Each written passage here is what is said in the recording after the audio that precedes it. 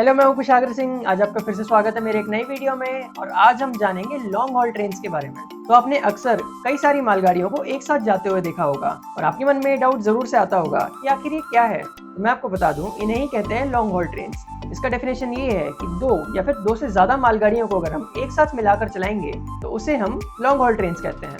अब इसमें जितने भी ट्रेन्स जुड़ेंगी तो उन सबके इंजन अपने अलग अलग रहेंगे। अब आपने अमेरिका के ट्रेन्स में कई बार देखा होगा, वहाँ की मालगाड़ियाँ बहुत लंबी होती हैं और उसमें जो इंजन रहते हैं वो सबसे ज्यादा आगे लगते हैं, जिसमें कि कई सारे इंजन होते हैं, कभी 4 होते हैं, कभी 5 होते हैं।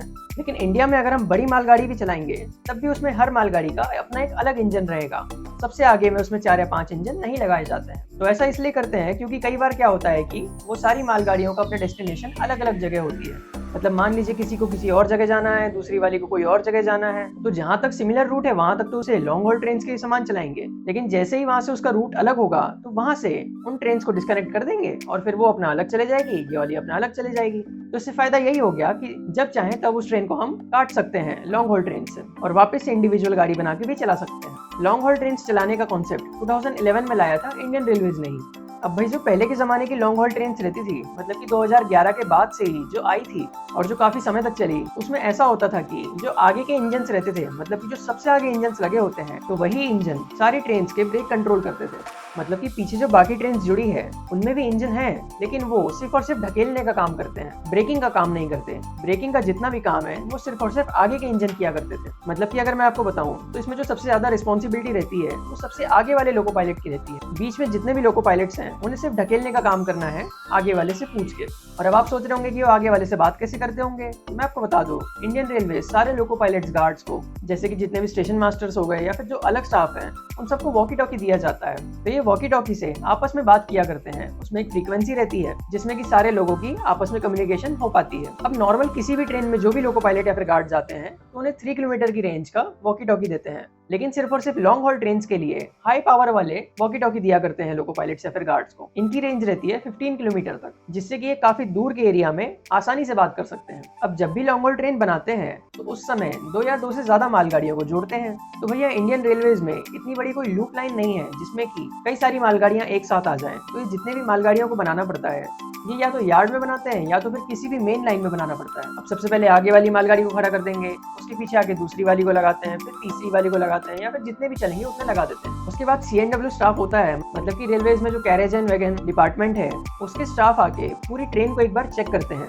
कि उसमें सब कुछ बराबर है कि नहीं, सारे ब्रेक्स ढंग से काम कर रहे हैं कि नहीं। उन्हीं का काम होता है BPC बनाना। BPC क्या है? तो BPC का मतलब होता है ब्रेक पावर सर्टिफिकेट। इसमें वो ट्रेन के ब्रेक्स के एफिशिएंसी बताते हैं। मतलब कि इंजन से जब भी लोको पायलट ब्रेक सप्लाई करेगा तो उसकी एफिशिएंसी कितनी है, कितने परसेंटेज में वो ब्रेक्स लग रहे हैं। तो लॉन्ग हॉल ट्रेन्स को चलाने के लिए मिनिमम 95% ब्रेक पावर रहनी चाहिए। अगर 95 से कम है तो फिर वो लॉन्ग हॉल ट्रेन में कुछ गड़बड़ी है और उसे आगे जाने नहीं दिया जा सकता। और जब वो ट्रेन चलने भी लग जाए तो रास्ते में क्या होता है कि कई बार ब्रेक का परसेंटेज कम होता है। तो वैसे में भी 90% से कभी भी ब्रेक परसेंट को कम नहीं जाना चाहिए। मतलब जब भी लोको पायलट्स ब्रेक सप्लाई करेंगे तो 90% एफिशिएंसी के साथ ट्रेन को रुकना चाहिए। अगर वो नहीं रुक रही है तो फिर ऐसे में लॉन्ग हॉल ट्रेन नहीं चलाई जा सकती। लोको पायलट ऐसे में रिपोर्ट करेगा और वो ट्रेन को काट दिया जाएगा या फिर बीच में से अलग कर दिया जाएगा।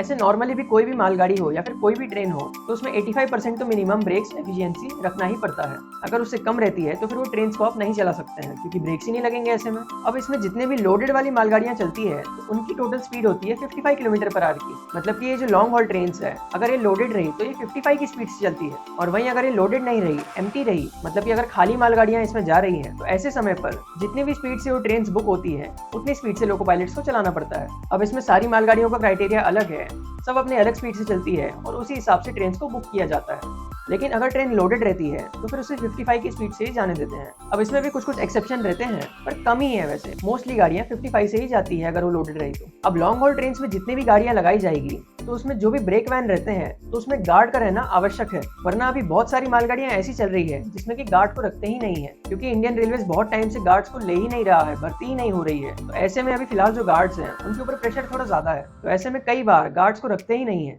लेकिन इन ट्रेन में गार्ड का रहना एकदम जरूरी है। और साथ ही मैं आपको एक और चीज बता दूं, अगर लोडेड और एम्प्टी दोनों टाइप की अगर गाड़ियों को हमें एक साथ जोड़ना है, अगर इन सबको जोड़ के लॉन्ग हॉल ट्रेन बनाना है, तो ऐसे में जितने भी लोडेड वाले रैक रहते हैं, मतलब कि जितने भी लोडेड वाले डब्बे की जो मालगाड़ी रहेगी वो आगे की तरफ रहेगी, तो जितनी भी एम्प्टी रहती है वो पीछे की तरफ रहती है। अब इसमें भी एक और नई टेक्नोलॉजी आ गई जिसे हम कहते हैं DPWCS, जिसका फुल फॉर्म होता है distributed power wireless control system. तो इसका मतलब क्या है? अब इसमें ऐसा होता है कि 4 लोगों को, मतलब कि 4 इंजन को एक ही इंजन कंट्रोल कर सकता है। मतलब कि मान लीजिए 4 ट्रेन को आपको एक साथ जोड़ना है, चारों ट्रेन के अलग अलग इंजन रहेंगे।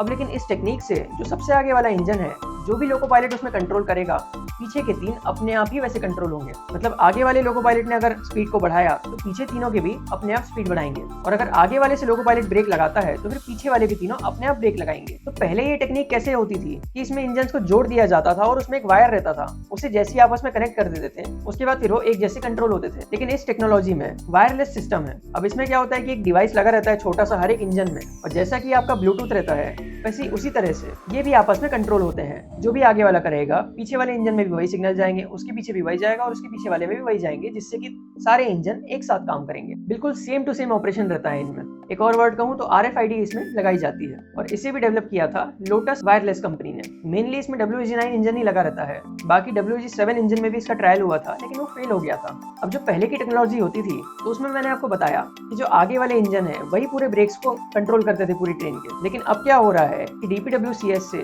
चारों इंजन बराबर काम कर रहे हैं, तो ब्रेकिंग भी चारों इंजन बराबर ही करेंगे। तो इससे फायदा यही हुआ कि इसमें ब्रेक्स भी काफी ज्यादा जल्दी लग जा रहे हैं, वरना पहले तो भाई क्या होता था कि आगे से पीछे तक ब्रेक्स को पहुंचने में ही टाइम लग जाता था।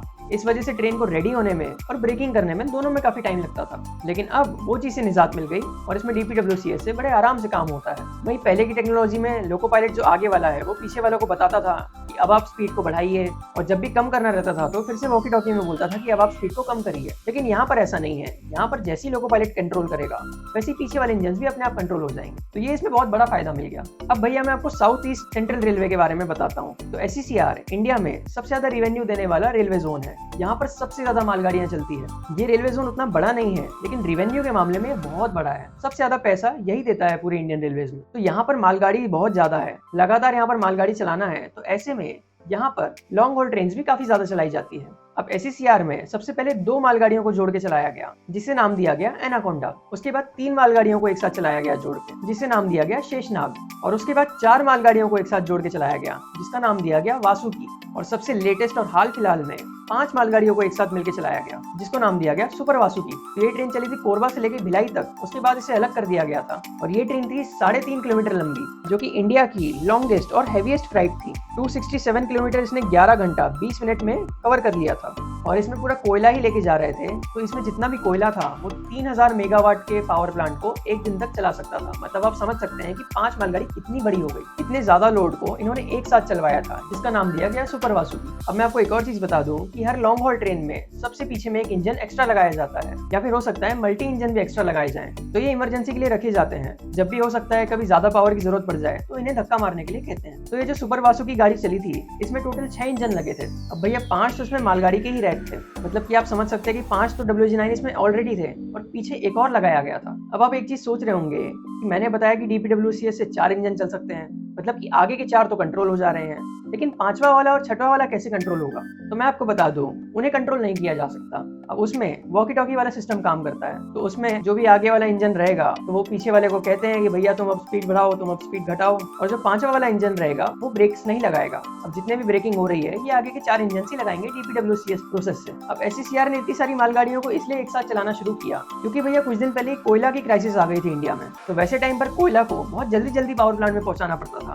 तो भाई एक मालगाड़ी को लेके जाएंगे तो थोड़ा टाइम लगता था, इसलिए कई सारी मालगाड़ियों को एक साथ लेके जाया गया। मतलब कि लॉन्ग हॉल ट्रेन बना के उन्हें लेके जाने लगे, जिससे कि माल ढुलाई काफी तेज हो गई और साथ साथ सारी चीजें जल्दी पहुंचने लग गई। अब भैया हर चीज के फायदे और नुकसान दोनों होते हैं, जैसे कि मैं आपको हर वीडियो में कहता हूँ। तो अब लॉन्ग हॉल ट्रेन के नुकसान भी समझ लीजिए। अब भैया जब भी आप लॉन्ग हॉल ट्रेन को चलाएंगे तो उसमें कपलिंग पर बहुत ज्यादा प्रेशर पड़ता है, तो इसमें कई ज्यादा चांसेस बढ़ जाते हैं कि बीच में कपलिंग टूट सकती है। अब अगर DPWCS है तब तो ठीक है, लेकिन अगर नॉर्मल प्रोसीजर से ट्रेन को चलाएंगे जिसमें कि आगे वाला इंजन ही कंट्रोल करेगा, उसमें क्या होता है कई बार लोको पायलट्स का एकदम एक्यूरेट मैच नहीं हो पाता है। आगे वाला बोलेगा पीछे वाले लोको पायलट को कि भैया तुम स्पीड बढ़ाओ, तुम स्पीड घटाओ, उसमें हो सकता है कभी वॉकी टॉकी में सुनाई ना जाए।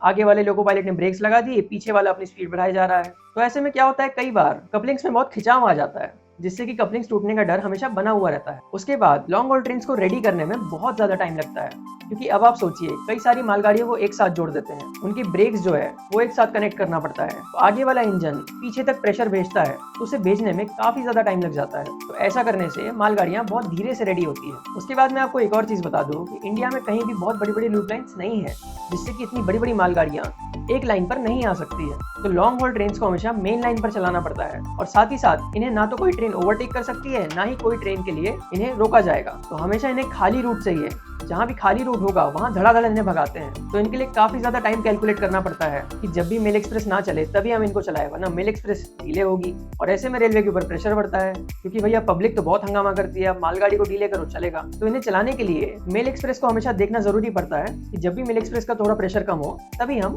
लॉन्ग हॉल ट्रेन को चलाएंगे। तो इसलिए लॉन्ग हॉल ट्रेन इंडिया में हर जगह नहीं चलती। और वहीं अगर हम SECR की बात करें तो यहाँ पर जहाँ भी लॉन्ग हॉल ट्रेन चली थी तो वहाँ पर थर्ड लाइन पे चली थी। तो भैया थर्ड लाइन है तो आसान है उसमें चलाना, क्योंकि बाकी दो लाइन में मेल एक्सप्रेस कंट्रोल हो जाती है। अब इसमें और भी कई सारे झंझट होते हैं। अब इन्हें कनेक्ट कर दिया, बाद में जब डिस्कनेक्ट करना है, जब बीच में काटना है मालगाड़ी को, तब भी बहुत हेडेक वाला काम है वो, कि अब आप रोको, उसे अलग करो, फिर आगे वाली मालगाड़ी को आगे बढ़ाओ, तब जाके वो दूसरी स्टेशन में आएगी। तो ये सब बहुत नाटक रहते हैं इसमें। इसके बाद एक और चीज है, वो ये है कि जब भी इतनी बड़ी मालगाड़ी है, मतलब कि इतनी बड़ी लॉन्ग हॉल ट्रेन कोई भी फाटक से गुजरती है, तब आप खुद ही अपने आप को अज्यूम करिए कि आप कोई फाटक में खड़े हैं, रेल फाटक में, और इतनी बड़ी मालगाड़ी धीरे धीरे 55 की स्पीड से चले जा रही है और खत्म ही नहीं हो रही है। 4 मालगाड़ी एक के बाद एक के बाद एक के बाद एक के बाद एक। तो ऐसे में आप बहुत परेशान हो जाएंगे। आप आधे घंटे तक अगर फाटक में खड़े रहेंगे तो पीछे भी बहुत भीड़ लग जाएगी, उसके बाद खोलेगा फिर से बहुत भीड़ लग जाएगी। तो ऐसे इन सब चीज़ों की वजह से इसमें नुकसान भी बहुत ज़्यादा होता है। मतलब नुकसान तो नहीं कहना चाहिए, लेकिन नाटक बहुत रहता है। लेकिन कोई बात नहीं, फायदे हमेशा ज़्यादा ही होते हैं नुकसान से, तभी ये चीज़ कंटिन्यू हो रही है।